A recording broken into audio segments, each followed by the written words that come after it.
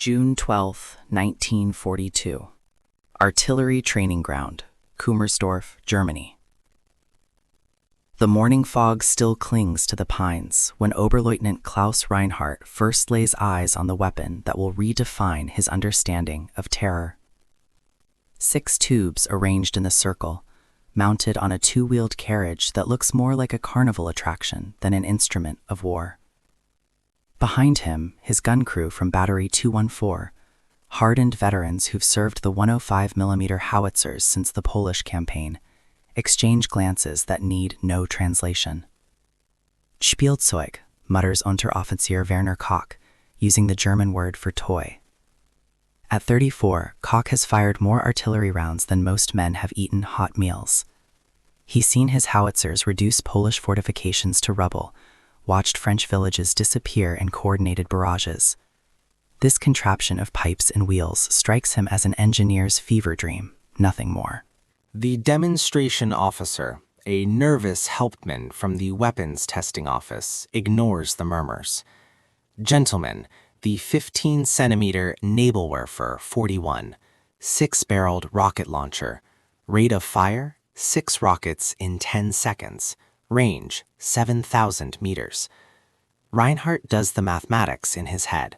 His howitzer battery can maintain 2 rounds per minute per gun with a well-trained crew. Precise, reliable, proven.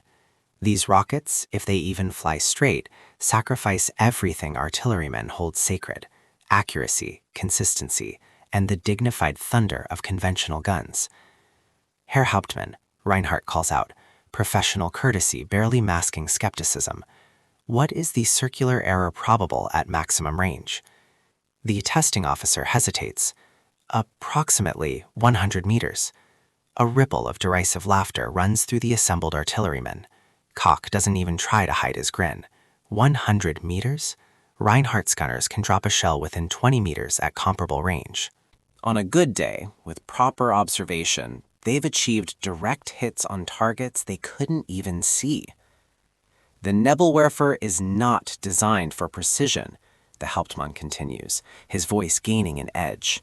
It is designed for area saturation and, he pauses, choosing his words carefully, psychological impact. More skeptical glances. Artillery doesn't win battles through psychology. It wins through mathematics, trajectory calculations, and methodical destruction.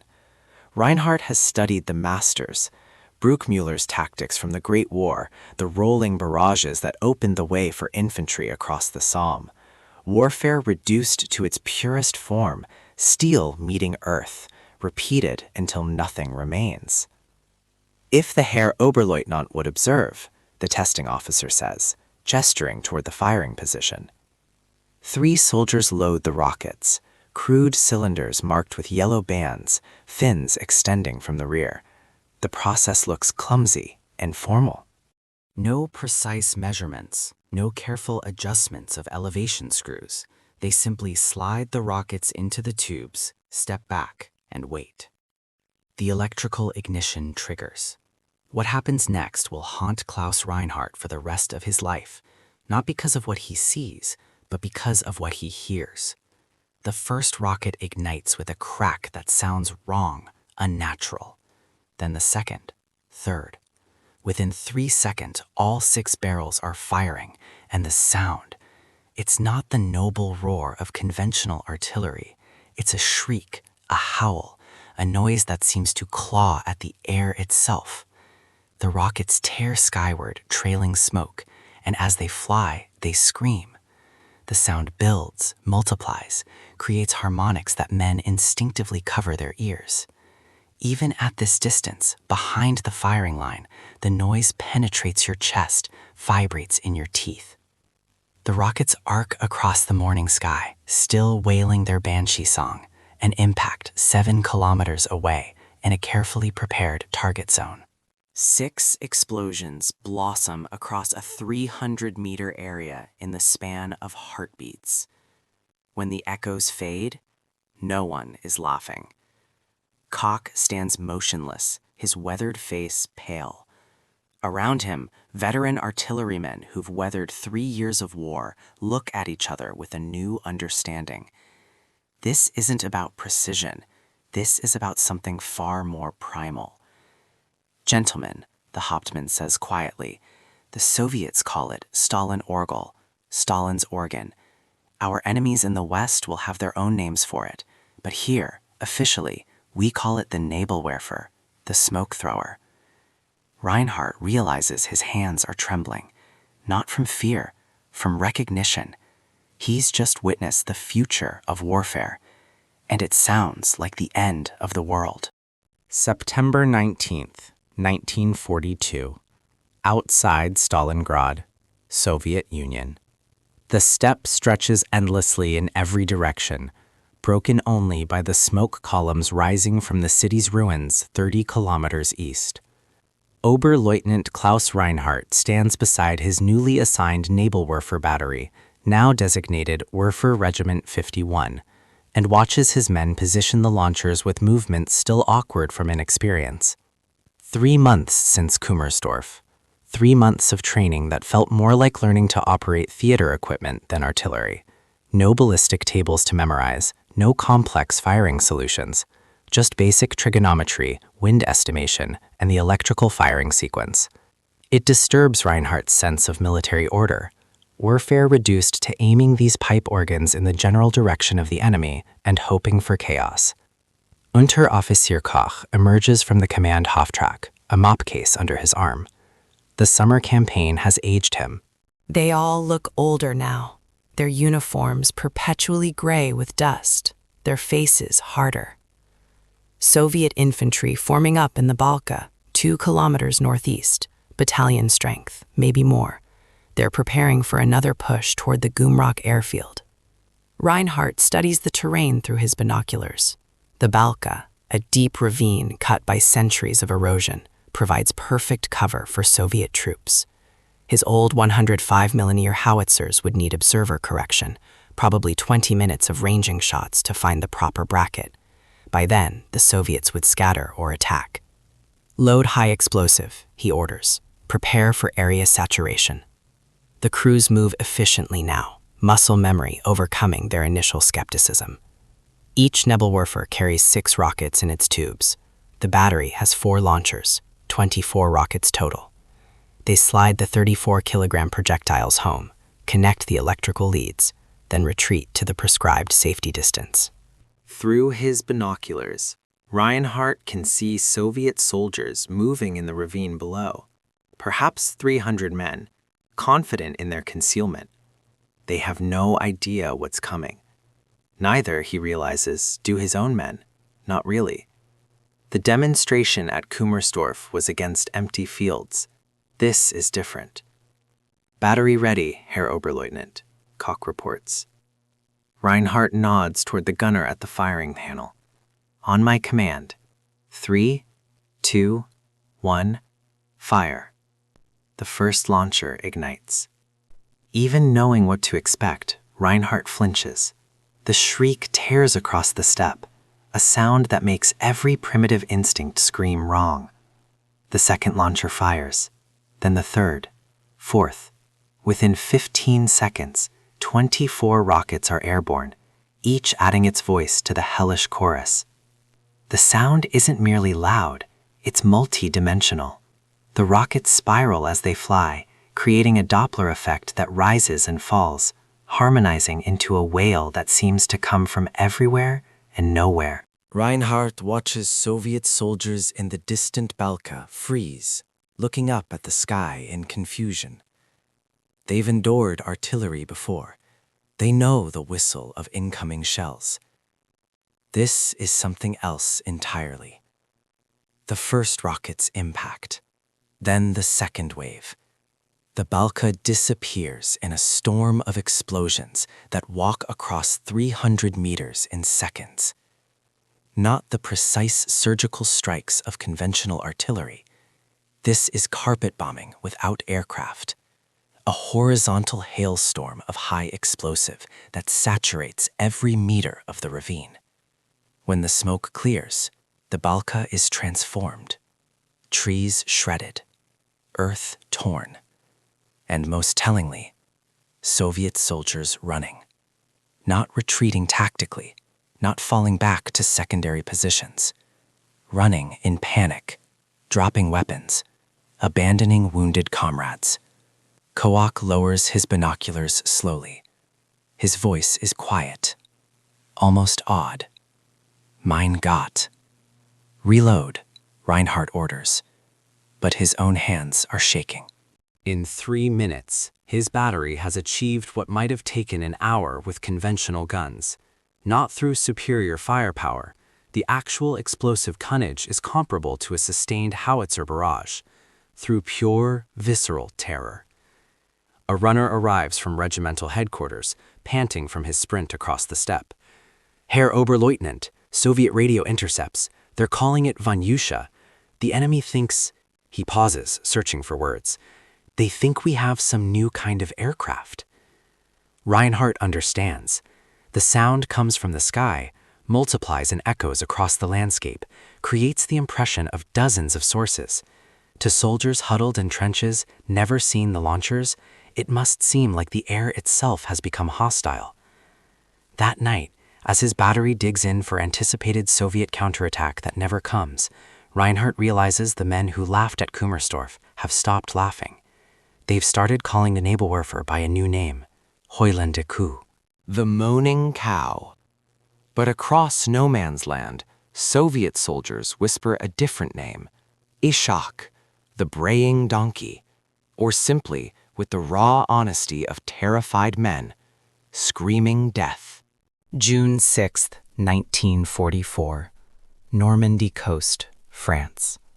H+6 hours. Private James Sullivan of the 29th Infantry Division has survived Omaha Beach. Barely. The sand behind him is littered with the wreckage of what military planners called the Atlantic Wall Assault. Burning Higgins boats, abandoned equipment, and men who will never see home. His hands still shake from the sprint across the killing zone, and the ringing in his ears won't stop. But he's alive. His squad has pushed inland nearly 2 kilometers from the beach, moving through hedgerow country that feels designed by a malevolent god to favor defenders. Each field is a fortress, each sunken lane a death trap. The bocage, the French call it. The 29th is learning to call it hell. Staff Sergeant Roy Mitchell checks his map of the next hedgerow junction, trying to orient their position. Railroad embankment should be 500 yards ahead. That's our objective. Dig in. Wait for armor support. Sullivan nods, too exhausted to speak. Around him, 12 other men from Easy Company collapse against the earthen bank, grateful for any moment not spent crawling through mud or trading shots with invisible Germans. That's when they hear it. At first, Sullivan thinks it's incoming artillery. The whistle is familiar enough. But this sound is wrong. It doesn't descend in a clean arc. It rises and falls, multiplies into harmonics, creates a noise that seems to spiral through the air, like someone screaming through a pipe organ, like the sky itself is being torn apart. "Incoming!" Mitchell bellows, and 13 men throw themselves flat. The first rocket strikes the field behind them, then the second, third. The explosions walk across the landscape with mechanical precision, each detonation adding to a crescendo that makes conventional artillery seem almost polite. But it's the sound between the explosions, that ungodly wailing that won't stop, that gets inside Sullivan's head. He's pressed against the earth, hands over his helmet, and all he can think is, this isn't artillery. This is something else. The barrage lasts maybe 30 seconds. When Sullivan finally looks up, the field they crossed 5 minutes ago is cratered and smoking. If they'd been slower, if Mitchell had decided to rest there instead of pushing forward, what the hell was that? Someone gasps. Mitchell's face is pale beneath the grime. Screaming mimes, that's what the British call them. Germans have rocket launchers, Nebelwerfers. 300 kilometers away, in a wooded position outside Carentan, Oberleutnant Klaus Reinhardt watches his battery reload. 2 years since Stalingrad, 2 years of Eastern Front brutality, where the Nebelwerfer transformed from experimental weapon to psychological warfare mainstay, now transferred west to face the invasion everyone knew was coming. The weapon has evolved. Reinhardt's battery now operates the 21-centimeter Nebelwerfer 42. 5 tubes instead of 6, but heavier rockets with devastating fragmentation patterns. They've learned techniques the training manuals never covered, firing from reverse slopes to hide the launcher's position, coordinating salvos with conventional artillery to mask their distinctive sound, rapid displacement to avoid counter-battery fire.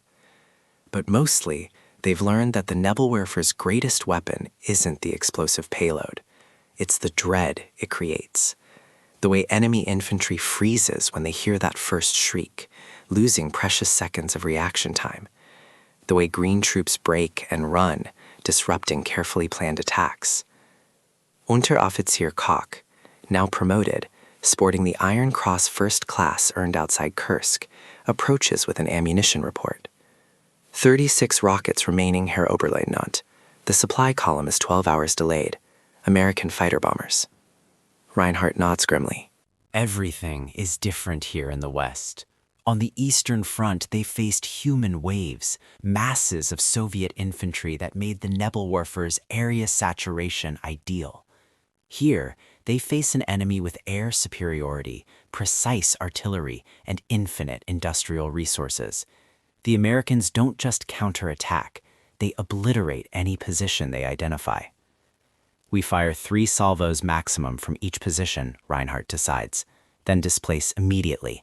The Americans will have sound-ranging equipment. That night, Sullivan and his squad huddle in a foxhole near the railroad embankment.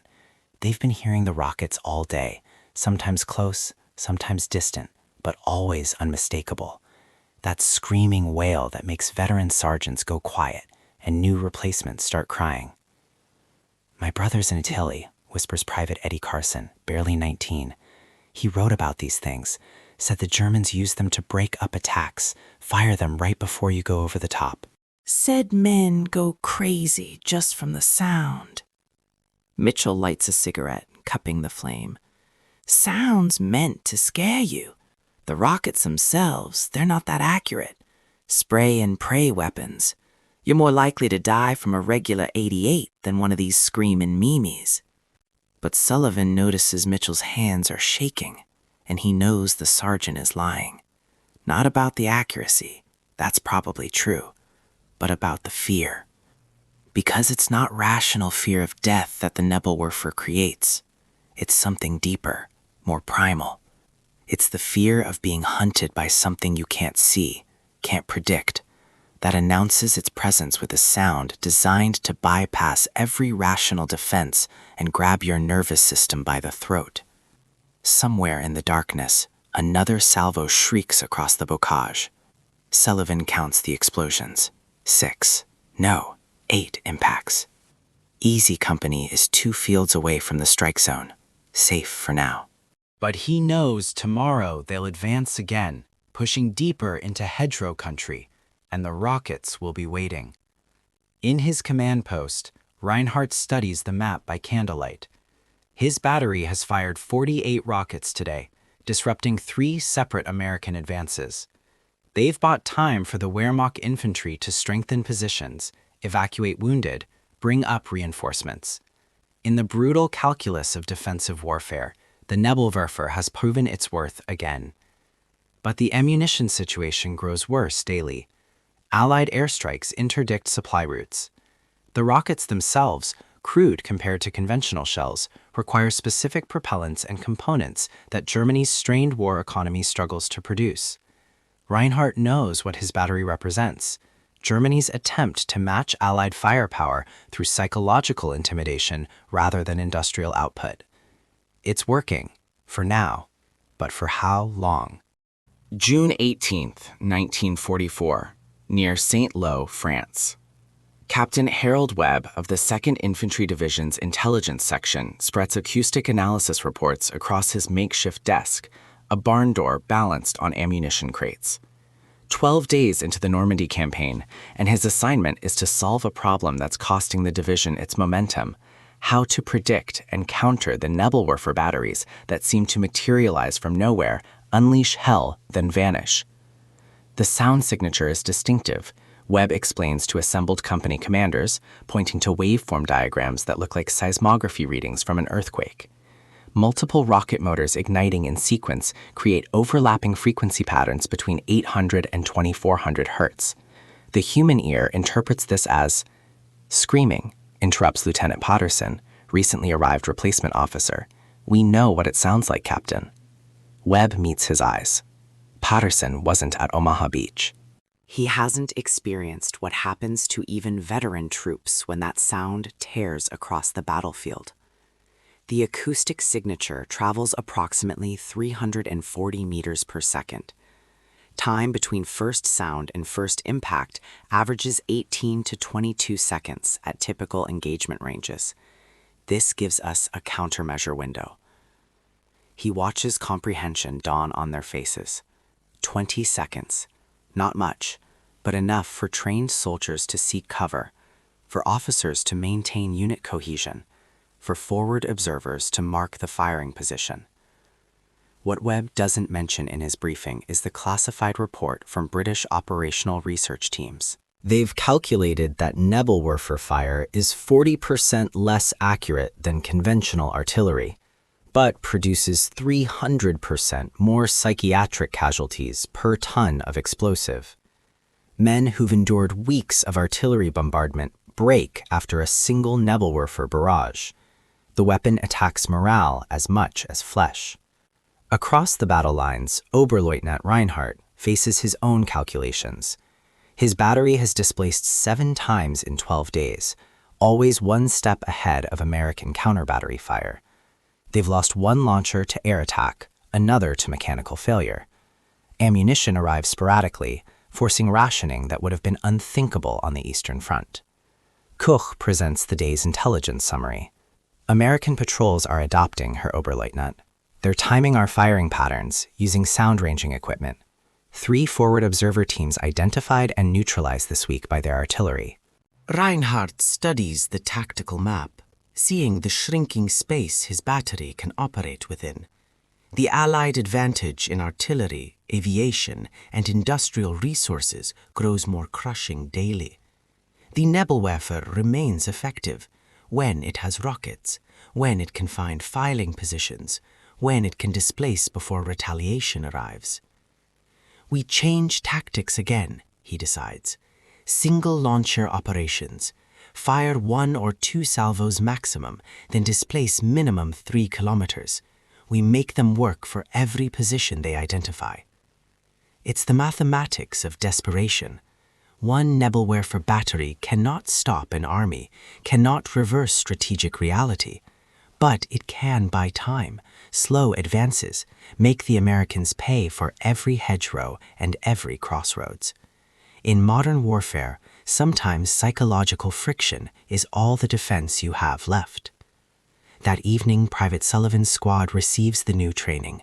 Recognize the ignition crack, count to 20, stay flat until the last detonation. Sergeant Mitchell drills them until the responses become automatic, muscle memory that might save lives when rational thought fails. Remember, Mitchell tells them, the sound is meant to scare you. That's the weapon. The rockets themselves, most of them will miss. But if you panic, if you run, you're dead. The Germans know this. They're counting on it. Sullivan listens and nods, but he knows Mitchell is oversimplifying. Because when that first shriek tears across the sky tomorrow, when the air itself seems to scream, all the training in the world won't stop his stomach from clenching, his hands from shaking, his mind from going blank with primal terror. The Nebelwerfer's genius isn't in its explosive power. It's in transforming modern warfare into something ancient and visceral. The prey animal's response to a predator's roar, amplified through industrial technology, into a weapon that kills the spirit before it kills the body. and both sides know. In this hedgerow hell, sometimes breaking the enemy's will matters more than breaking his lines. August 2nd, 1944, near Mortagne, Normandy. Dawn filters through the apple orchards of northern France as mist curls across the hedgerows. The Wehrmacht's counteroffensive, Unternehmen Lüttich, has just begun. On paper, it's meant to drive the Allies back toward Avranches, to sever Patton's armored breakthrough. In reality, it's a desperate roll of the dice by a collapsing army. Oberlieutenant Klaus Reinhardt watches his remaining 2 Nebelwerfer launchers being positioned along a tree line overlooking the valley. His battery, once 30 men strong, now numbers 12. 2 trucks remain. The rest were destroyed by Jabos, Allied fighter bombers that hunt them by daylight like hawks circling over trapped prey. Range, 6,000 meters. Target, road junction at Bellefontaine. Koch reports, his face gaunt, uniform torn at the seams. He looks like every German soldier in Normandy now, hollow-eyed, running on adrenaline and ration biscuits. We spotted American columns moving through before dawn, tanks and half-tracks. Reinhardt nods. If the Americans punch through there, the counterattack dies before it begins. Every rocket counts. He checks his watch. 05:11. Radio intercepts had warned them Allied aircraft would begin patrols by 06. That gives them perhaps 40 minutes, if luck still exists in this war. Prepare to fire, he orders quietly. The crews move like ghosts among the launchers, connecting ignition cables, aligning the elevation stabilizers. Reinhardt steps back, gives a final look down the firing line. 2 Nebelwerfer 42s remain, the last of what once terrified entire Soviet divisions. Now they are relics, aimed not at victory, but survival. Fire. The first launcher ignites, followed 2 seconds later by the second. The sound is just as it was that morning at Kummersdorf 2 years ago. Piercing, unnatural, alive. 24 rockets tear into the mist, their exhaust trails forming glowing serpents across the dawn sky. The scream rolls down the valley like a tide of anguish, echoing between hedgerows and stone farmhouses. From his observation point, Reinhardt lifts binoculars. Explosions bloom along the road junction, gouts of fire and debris, American trucks thrown into ditches, men scattering. For just a moment, he feels that old, dangerous thrill, the sense of control, of making the battlefield obey. Then comes the answering roar. American artillery reacts with terrifying speed. Sound-ranging equipment pinpoints the launch site before the last German rocket has even landed. Within 90 seconds, the counter-battery fire begins. Dozens of 105mm shells walking methodically up the tree line. "Move," Reinhardt shouts. "Displace immediately." The crews scramble, unhooking the launchers, struggling to harness them to the trucks as explosions chew the ground around them. One launcher is struck directly, an orange-white flash, fragments whipping through the air. Koch is thrown backward, blood streaking his tunic. Reinhardt drags him toward a shell crater as dirt rains down. "Stay with me, Unteroffizier," he shouts over the cacophony, but Koch's eyes are already unfocused, staring at the sky that still echoes faintly with the dying scream of their rockets. By 0:45, it's over. 1 launcher destroyed, 1 damaged beyond quick repair, 5 men dead, 3 wounded. Reinhardt's battery, the once proud Werfer Regiment 51, no longer exists as a fighting unit.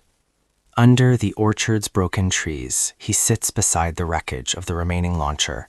The tubes are twisted, paint charred, but the firing switch still hangs from its cable, a grotesque reminder of a weapon that once made the world tremble. He looks eastward, where smoke clouds rise, and knows the truth at last. Whatever victories the Nebelwerfer bought had only delayed the inevitable. The war has changed. Precision, mobility, air supremacy. These are the new gods of battle, and Germany's screaming rockets are now relics of another age. Across the valley, the Americans advance again, cautious but relentless. Somewhere out there, Private Sullivan marches with the 29th Infantry, helmet tilted, rifle in hand. He's heard the rockets scream for months. When they fall silent that day, he notices it immediately. The air feels too calm. He wonders briefly if the Germans have finally run out, or if they're waiting for another ambush. But none comes. The silence stretches unbroken, heavy with ghosts. Later, as he writes in his journal under a hedgerow, Sullivan tries to describe the feeling. The Nebelwerfer's gone quiet. You don't miss the sound, but you notice its absence. Like when a storm ends and you realize you've been holding your breath for days. Back in the orchard, Reinhardt orders his men to destroy the wrecked launcher before retreat. A single block of TNT ends what remains of Battery 214's Nebelwerfers. The smoke rises pale and thin into the morning mist. For the first time in 2 years, the air does not scream.